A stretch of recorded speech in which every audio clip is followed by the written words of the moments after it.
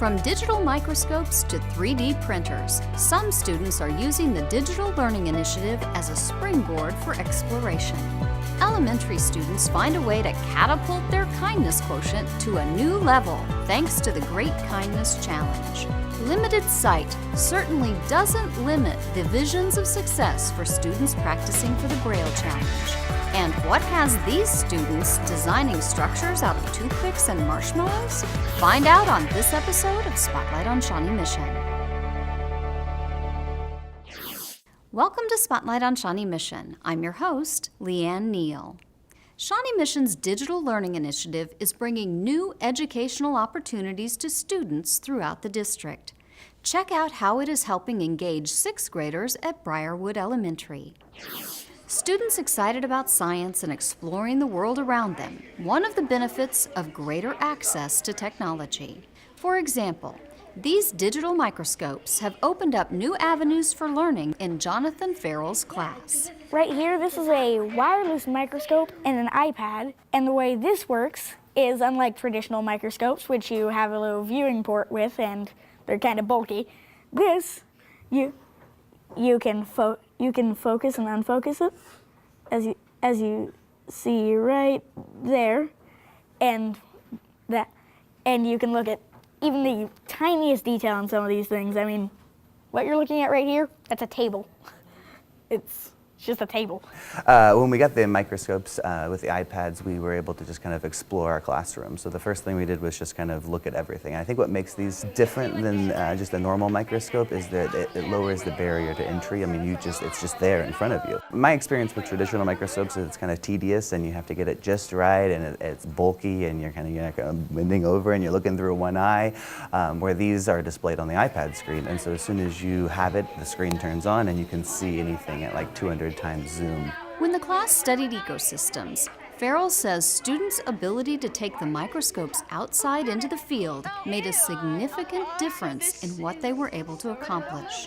Well, I think it's really cool, and it's really helpful because instead of having to bring stuff from outside into here, you can bring the microscope outside. Well, one of my cool things that I like to look at was the dirt, because the dirts had like little grain things in them, and when you put the microscope in it, you could really see what it really was really up close. Briarwood's iPads and MacBooks are also helping students explore another new type of technology, 3D printing. I've heard about the idea for the past couple of years, and I thought that would be awesome if we could have it in our classroom, and I didn't really think it was a realistic possibility. But thanks to a grant, Farrell was able to purchase a 3D printer and supplies for Briarwood students to use. First thing we dove into was I let them just design an invention or an innovation, something that made a product better or something that was just a new creation. And I think they're seeing just kind of how things are made when you have to break down the process and go through about when you're designing an object, what it's going to be used for and how big it's going to be and just the sizes and the dimensions and putting it together. So just for them to have the experience of designing things with CAD software and then seeing them come to life on a printer has been a fun opportunity. We have learned kind of how to research and decide how big we want the models to be. We had to go on the internet and look up the dimensions of the phone, and then we had to include the measurements in our phone case, which was difficult, but we did it. Mr. Farrell always says it starts with an idea, and so you have the idea and then you design it. It was good to see it in reality. It looks different. Things look smaller because you really have to do the scaling on there, because one of them, it looked big, but it turned out this big. These kids are eager to learn and they're excited by new things, and they just have wonderful ideas. And so when I was able to get that into their hands, I knew that they would do great things with it. Right now, just as the printer and microscopes are sort of novel for the students, so are the iPads. The next phase of the Digital Learning Initiative will put an iPad into each student's hands at Briarwood. I think when technology just kind of blends into the background and the learning is the focus and not necessarily the device, but actually what you're learning takes over. And I'm looking forward to that next year, where they're just there, they're just like the pencil of today. Farrell Carol's class also integrates technology into other areas of learning, such as making movies to help with vocabulary words and using a private chat room to facilitate class discussion. If you've driven by, you may wonder why all the changes at the site that used to be Antioch Middle School. Up next, details on the exciting new district project.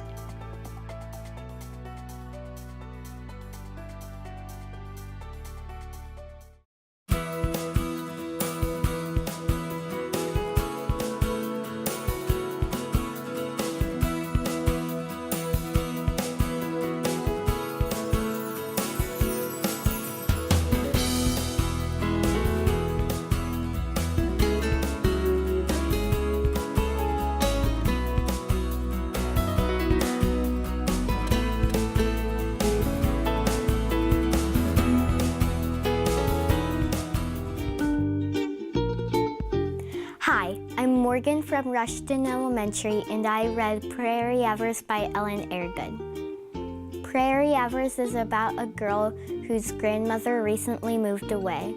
She was always homeschooled by her grandmother, so now she has to go to school for the first time in her life.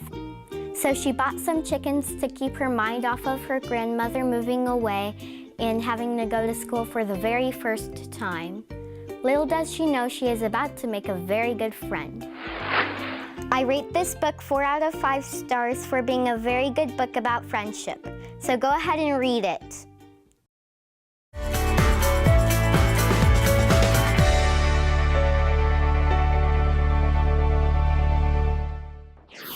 Welcome back. Lots of activity at the site of what used to be Antioch Middle School. The demolition of the old building is the start of a new central administration center for the district.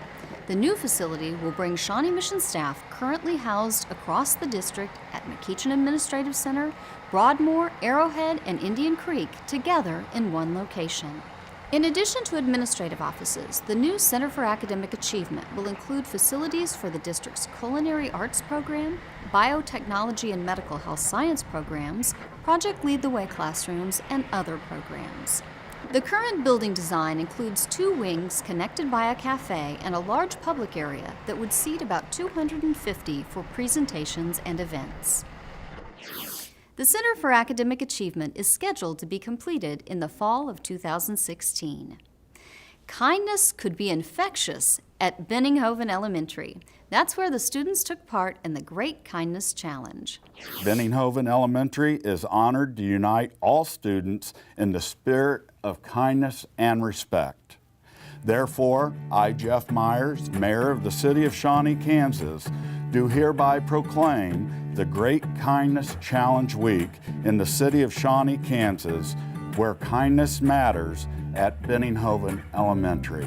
Help me make a stand, every girl, boy, woman, and man. Let your voices rise, you'll be satisfied, and reach out with a kind-hearted hand. So the Great Kindness Challenge is 1 week of schools across the United States and internationally that are just pledging to do as many acts of kindness during the entire week of the school week. We have tons of activities planned for the whole week, so the students will have a checklist of 50 activities that they can cross off. Like collecting books, they're gonna hand out hearts tomorrow. They're just doing a lot of kind things. You high five a person, hug a person, and compliment like 5 people. And it's been really fun to do that. Show the world that kindness matters, reach out with a kind-hearted hand. Our students are working on the Kind-Hearted Hand Challenge. Each student is tracing their hand and decorating it, and these are to help break the Guinness Book of World Records. We've done 10,511 so far, and we need to do 19,495 more. It is crazy awesome. This could not have gone any better. I mean, I just feel like the students seem to be peppier in the hallways, and the teachers seem to be loving it, and that was really the whole point of what we wanted to accomplish. I'm really hoping that it just continues beyond 1 week. I mean, that's kind of the goal, is to just lay the foundation, and I think it's also important for them to know that these little acts of kindness that are on the checklist, something as simple as smiling at somebody, really can have an impact. Well, I think it's a great activity. You know, anytime you can promote kindness in your community. I think that's a fantastic thing. It's important to be kind because you don't want people to be like mean to you all the time, and when it doesn't feel good. It just helps our school, and it helps other people be kind in our school to make our school like a better place. Reach out with your kind-hearted hand. Kids for Peace set up the Global Week for Kindness. The local chapter, Lucy's Kids for Peace, honors Lucy Weber, who died of cancer as a toddler and would have been a student at Benninghoven this year.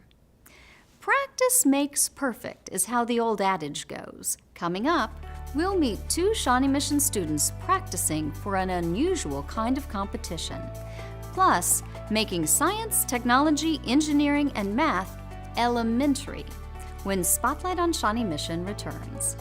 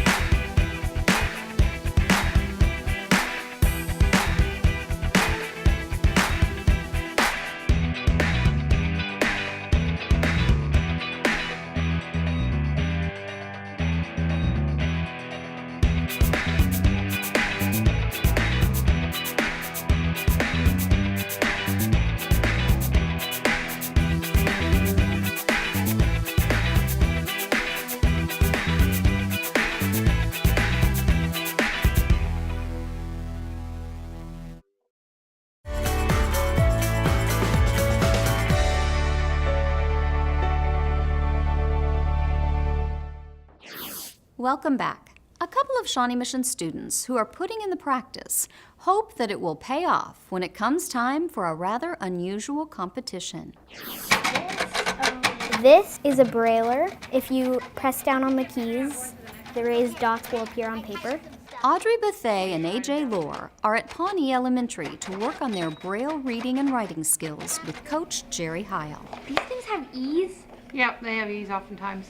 It's in preparation for a special challenge that will put these skills to the test.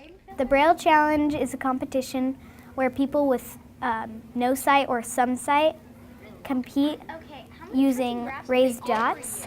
And the students compete in activities such as reading comprehension, proofreading, they have to study charts and graphs and answer questions, spelling, and then speed and accuracy where they listen to a selection and then they have to accurately braille it. So, Audrey, you're working on proofreading? Right? Yes. So what's the first thing that we do when you do proofreading? What's the first thing that you read? Let me think. We go down to a number and it will say in every one of them, where's the air? The challenge is really to promote Braille literacy. You know, there's been talk of, well, do we really need Braille? Yeah, we really need Braille. That's literacy for blind and severely visually impaired individuals. We really need Braille. It also provides the students with a lot of camaraderie. You know, often they're the only blind student in their school, so they get together and they're hanging out with other Braille readers and other people that use canes, and so it's a good thing. Being with other kids like me who have no sight or very little sight, it's really like seeing an old friend. It's really nice. Okay, so what's the title of that one? New backpacks. New backpacks. Okay, and then you look along the top, right? Audrey and AJ are used to putting their Braille skills to the test. In fact, in 2014, Audrey took first and AJ took second in their divisions at the Kansas Regional Braille Challenge. A couple of years before that, Audrey qualified for and competed at the National Challenge. Well, I practiced with my teachers before the competition, and I practiced with some of my friends, although that doesn't turn out so well over FaceTime, but I try. Braille can do a lot for you. It makes your life easier too. Is opponent spelled correctly? How are they spelling it? O-P-P-O-N-I-N-T. No. Nope, I think that's your error. I began in preschool. I went to Children's Center for the Visually Impaired where they started teaching me Braille at like 3. From those beginnings have grown some big aspirations. I'm writing a book based on a movie my friend and I are filming. It's about these people who wake up on ice and they have to try to get home. It has 15 chapters. I think it makes them proud to do well, to hang out with other Braille readers. It really reinforces what we're trying to do. Keep at it, Audrey, and we'll keep an eye out for you and AJ in future Braille competitions. Up next, a Shawnee Mission teacher gets a boost from NASA and brings it back to her school in creative ways.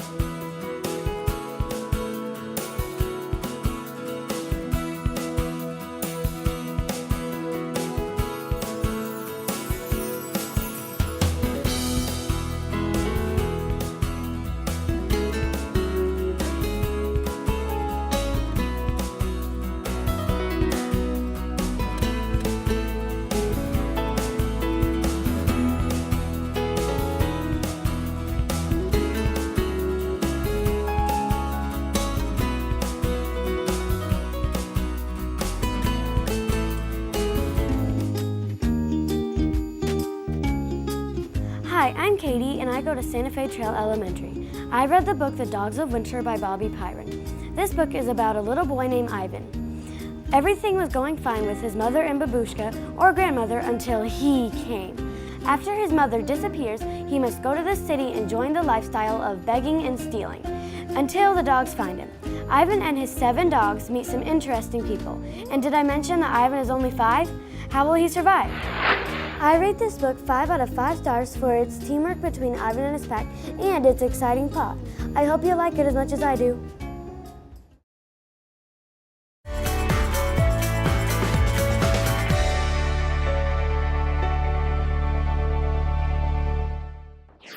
Welcome back. Expanding her kindergartner's horizons is important for Shawanoe teacher Allison Drew. On any given day, you might find her students figuring out how to build the best structures with toothpicks and marshmallows. Or maybe working on figuring out what it takes to make a giant tower of cubes. It's all part of Drew's passion to make science, technology, engineering, and math, or STEM, a part of her students' daily routine.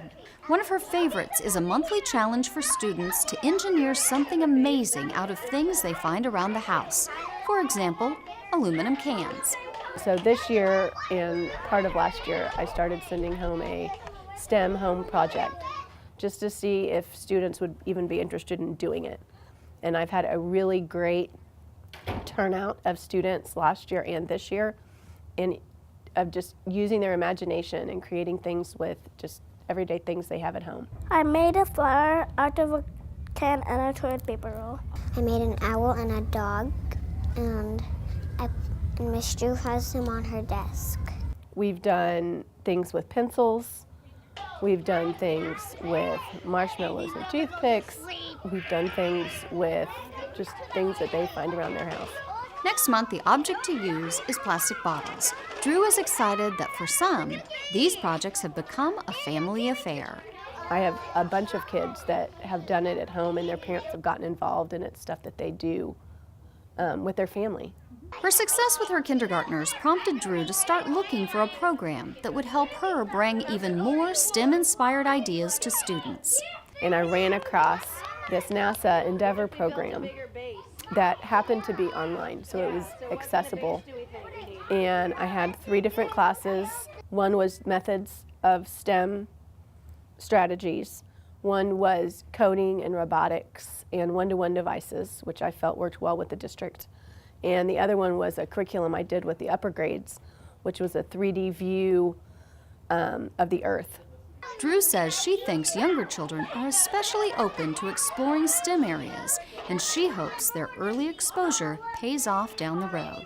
I really hope that I sparked some interest, and that they'll, when they go out into their own world, that they will say, oh, wait a minute, I heard about this in Mrs. Drew's room, or maybe I can add on this when I get older.